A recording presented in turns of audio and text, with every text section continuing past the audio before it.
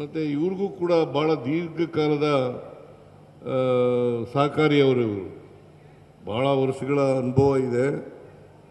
ನಾನು G D ದೇವೇಗೌಡನು ಒಂದೇ ಕಾನ್ಸ್ಟಿಟ್ಯೂನ್ಸಿಯವರು, ಚಾಮುಂಡೇಶ್ವರಿ ಕಾನ್ಸ್ಟಿಟ್ಯೂನ್ಸಿಯವರು. ನಾನು ಮೊದಲು ಎಲೆಕ್ಷನ್ ನಿಂತ್ಕೊಂಡಲ್ಲ 83ರಲ್ಲಿ, ಆಗ ನಮ್ಮ ಜೊತೆಲೇ ಇದ್ದರು, ಈಗಲೂ ನಮ್ಮ ಜೊತೆಲೇ ಇದ್ದಾರೆ ಅಂತ ಇಟ್ಕೊಳ್ಳೋಣ.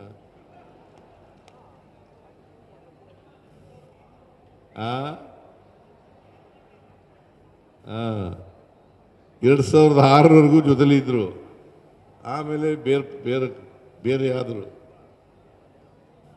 ಅಂದರೆ ಬೇರೆ ಪಕ್ಷಕ್ಕೂ ನನ್ನನ್ನು ಪಕ್ಷದಿಂದ ತೆಗೆದಾಕ್ಬಿಟ್ರು. ಇವ ಆಸಾಮಿ ಅಲ್ಲೇ ಉಳ್ಕಂದ.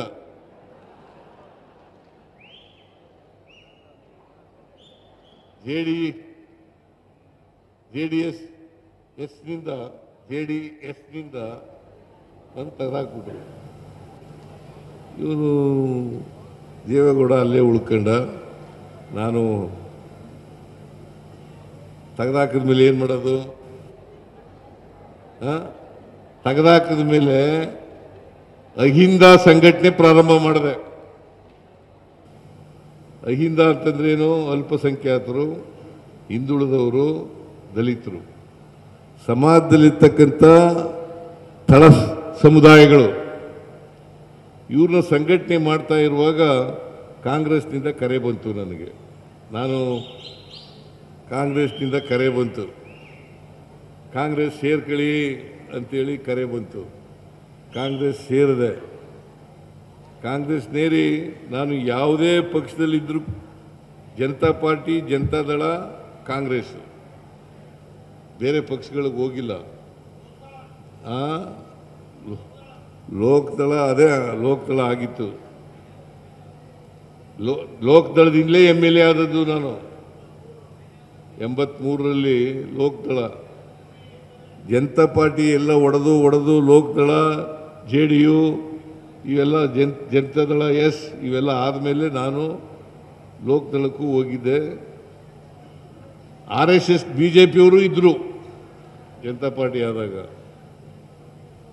ಸೋಷಲಿಸ್ಟ್ ಪಾರ್ಟಿ ಇತ್ತು, ಸಂಸ್ಥಾ ಕಾಂಗ್ರೆಸ್ ಇತ್ತು, ಆಮೇಲೆ ಚರಣ್ ಸಿಂಗ್ ಅವ್ರ ಪಾರ್ಟಿ ಇತ್ತು.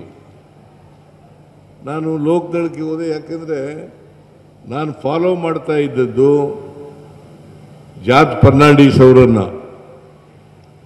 ಜಾರ್ಜ್ ಫರ್ನಾಂಡಿಸ್ನವರು ಎಲ್ಲಿಗೆ ಹೋಗ್ತಾರೆ ಅಲ್ಲಿ ಹೋಗ್ತಾ ಇದ್ದೆ ನಾನು.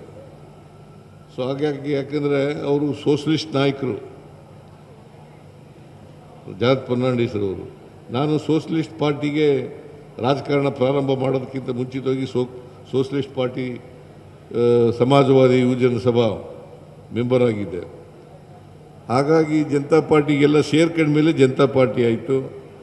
ಆಮೇಲೆ ನಾನು ಜನತಾ ಪಾರ್ಟಿಯಿಂದ ಜನತಾದಳ, ಲೋಕದಳ, ಈಗ ಕಾಂಗ್ರೆಸ್ ಬಂದ ಮೇಲೆ 2 ಸಾರಿ ಮುಖ್ಯಮಂತ್ರಿ ಆದೆ. ಒಂದು ವೇಳೆ ಜನತಾದಳ ನಲ್ಲೇ ಇದ್ದಿದ್ರೆ ಮುಖ್ಯಮಂತ್ರಿ ಆಯ್ತಿರಲಿಲ್ಲ ನಾನು. ಯಾಕೆಂದರೆ ದೇವೇಗೌಡರು ನನ್ನನ್ನು ಮುಖ್ಯಮಂತ್ರಿ ಮಾಡಕ್ಕೆ ಬಿಡ್ತಾ ಇರಲಿಲ್ಲ.